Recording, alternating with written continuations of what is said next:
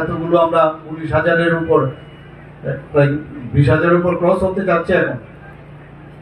তো সেই জায়গায় আমরা যেভাবে মানে গভর্নমেন্টের চাকরি আমরা দিচ্ছি ট্রান্সপারেন্সির মাধ্যমে, আগে আমরা সবাই জানি, কিন্তু এটা যদি বলি তা নিয়েও কিন্তু বিরোধী দলের এরা বসে যায়, আরে তাড়াতাড়ি বিভ্রান্তির সৃষ্টি করো, মুখ্যমন্ত্রী বলে ফেলছে আমাদের তো সমস্যা হয়ে যাবে। তো বিভ্রান্তি সৃষ্টি করার জন্য নানা ওদের যে পার্টির লোক তাদেরকে দিয়ে একটা কিছু না কিছু বলার একটা চেষ্টা করি, মানে গোয়েবলসীয় কায়দায় মিথ্যাকে কিভাবে সত্য করা যায় ওইসব লোক দিয়েছে কিন্তু খেলত। এবং হকির যে ব্যাট আছে সে হকির ব্যাটের দিয়ে খেলা, ওই স্টাইলের খেলা হতো। আস্তে আস্তে করে সেই খেলা ইংল্যান্ডে শুরু হলো। সারা পৃথিবীর মধ্যে বিভিন্ন যেখানে ইংরেজরা শাসন করেছে সেখানে তাড়াতাড়ি করে সেই ক্রিকেট খেলা শুরু হয়েছে, এবং ক্রিকেটকে বলা হয় ভদ্রলোকের খেলা, এরকম একটা অবস্থা, মানে অ্যাফ্লুয়েন্ট ব্যক্তিদের জন্য খেলা।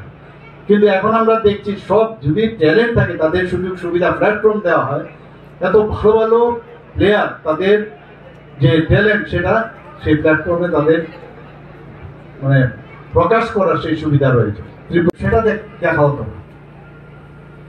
যে কারণে 2018-তে এই ধরনের যে ছবি আমাদের সামনে ছিল, মানুষ এগুলো দেখত।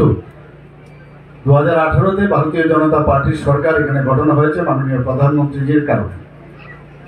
আমরা চাই যে কোনো জায়গায় খেলাধুলা ঠিক আছে, পরিচালনার ক্ষেত্রে আমরা করব, সব ঠিক আছে, কিন্তু খেলার বিষয়ে যারা প্লেয়ার তাদেরকে নিয়ে রাজনীতি যেন না হয়।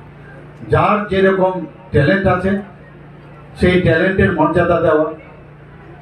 এবং আমি ক্রিকেট অ্যাসোসিয়েশনকে আমি ধন্যবাদ দেব যে ওনারাও, আমরা যেভাবে আমাদের অ্যাসোসিয়েশন, আমি যখন সভাপতি ছিলাম বারবার এটা চেষ্টা করেছি, যা হয়েছে হয়েছে, কিন্তু আমাদের কোনো অবস্থায় কোনো রকম প্রেশারাইজ যেন না থাকে, প্রেশার যেন না থাকে। যারা প্লেয়ার আছেন সেই প্লেয়ার চিহ্নিতকরণে দলমত নির্বিশেষে সেটা যেন সিলেকশন হয়। এখানে আমার পূর্ববর্তী বক্তারা বলেছেন যে যখন আমি টিসি এর সভাপতি ছিলাম এবং যখন আমি শুনলাম যে এখানে 2017-তে এরকম একটা গুজামিল দিয়ে একটা স্টেডিয়াম এখানে কমন করে হচ্ছিল, এবং আমরা এটাকে দেখার জন্য আমি 2-3 বার এখানে এসেছিলাম। একটু আগে বললো যে এখানে হোস্টেলের 1 মাসের মধ্যে তার উদ্বোধন হবে, মাননীয় সেক্রেটারি মহোদয় বললেন। তখন থেকে কিন্তু এই সমস্যা, এবং একটা আনপ্ল্যান্ড ওয়েতে একটা স্টেডিয়াম ওনারা যেভাবে তৈরি করেছিল, এবং ক্রিকেটের গ্রাউন্ডে আমি কয়েকবার এসেছি, এবং সেটাকে যারা এই কাজের বরাদ্দ পেয়েছিল তাদের সাথে কয়েকবার আমি কথা বলেছি, ওনাদেরকে আমি প্রেশার পর্যন্ত করেছি, যদি এই কাজটা না করো তাহলে তোমাদের এই সমস্যা হতে পারে।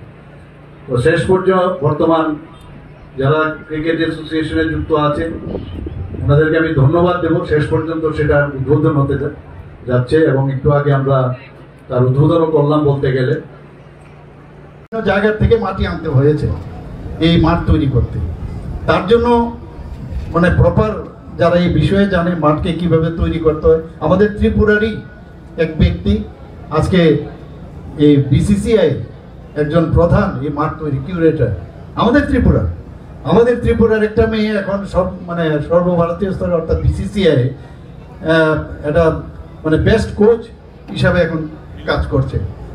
মানে এই ধরনের এখানে আমরা সত্যিই আজকে আনন্দিত যে যদি মানে সুযোগ দেওয়া হয় তাহলে আমাদের কোনো অবস্থায় ত্রিপুরার থেকে